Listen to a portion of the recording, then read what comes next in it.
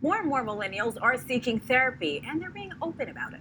The 2018 report from the Blue Cross Blue Shield found a 47% increase between 2013 and 2016 in depression diagnosis among 18 to 34-year-olds. With us now to break down why millennials are turning to therapy and why they are so open about it is risk and behavioral expert Sweta Chakraborty. Doctor, thanks so much for being with us.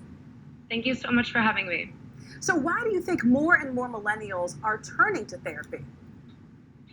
Right, so we're seeing this increased trend of millennials turning to therapy, and that's because these are the newer generations are facing higher levels of anxiety and depression than previous generations. And there's a lot of causes for this, but predominantly for millennials, the unique generational challenge is that there is this concept we call socially prescribed perfectionism. And it's this need to have others' validation and approval and to reach some unrealistic standard or perfection that seems inevitable. It's inevitably just out of reach. And so it's exhausting day to day to constantly be having this internal dialogue that's aimed at putting forward this best self to impress, those around millennials. And I'm not claiming that this desire to reach fullest potential is a bad thing, but an extreme version of it, this extreme version to achieve perfection can cause internal conflicts and anxieties that can physically manifest, like as stress, anxiety, exhaustion, unexplained general unhappiness. So we really need to shift away from this mindset of perfectionism as being a good thing. Doctor, what do you think this thought process is caused by? Is it social media? Why this generation as opposed to others with higher levels of depression at such a young age group? There is something that's really unique to the millennial generation, and that's that the millennials have grown up with technology, and technology has been something that has been used as a platform in really positive ways, but then also has downsides. So we see celebrities that put themselves out there and openly talk about their own struggles, and that's helped in leaps and bounds in tarnishing the mental health stigma. But what it ends up doing is it's also creating a need for millennials to want to use various other tools and technologies to help improve themselves and self-care. So we see hosts of apps from like meditation to yoga to on-call therapists even for those who can't actually trek physically to the offices or maybe don't want to.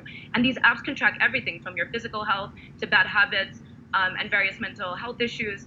And that is comfortably something that this generation is used to having and using, but it can create a dependency.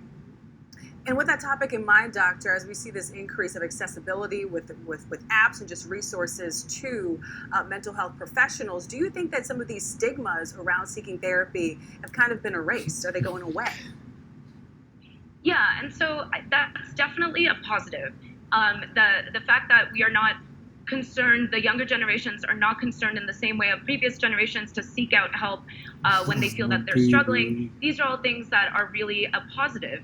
The only negative associated with it is that if there's a dependence on this therapy, then what is going to be an alternative if and when that therapy isn't available? So those are some of those unintended consequences that the academic community is concerned about, that we need to pay attention to as we see this increasing trend of millennials move towards on-call therapy. And you mentioned this a few minutes ago. We often see celebrities being open about their struggles with mental health more and more recently. How have celebrities helped the younger generation feel more comfortable discussing their mental health struggles? That's actually a huge positive. If you think about it, we never really had access to celebrities' private lives or personal lives. But with the advent of social media, there's this platform that disseminates information easily, quickly, and to the masses.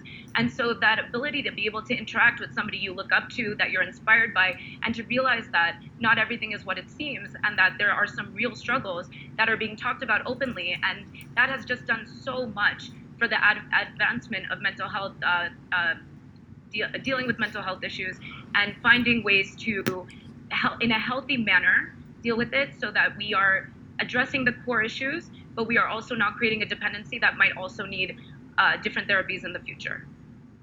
Doctor, do you have any ways or advice to figuring out how you can assess and figure out whether you may actually be in need of some type of mental health?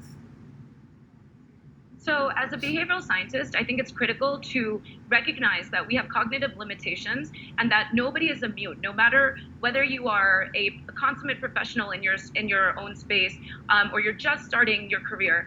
You are going to be dealing with challenges throughout the course of your life. And there is absolutely no stigma, should there be no taboo or stigma associated with wanting to ensure that your health, physical and mental, is looked after first and foremost. And that is something that we can check ourselves for as we go through our careers. We can really think about what is it that we are trying to attain that is not achievable and that is causing us unhappiness.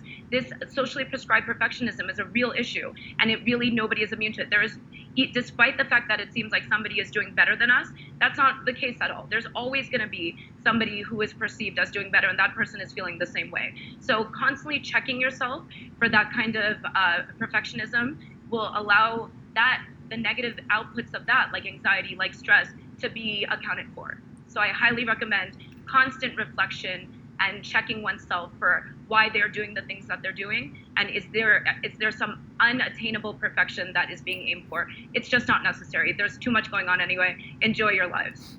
Very good advice, Dr. Chakraborty. Thank you so much for being on the show, Doctor. We appreciate it. Thank you very much for having me.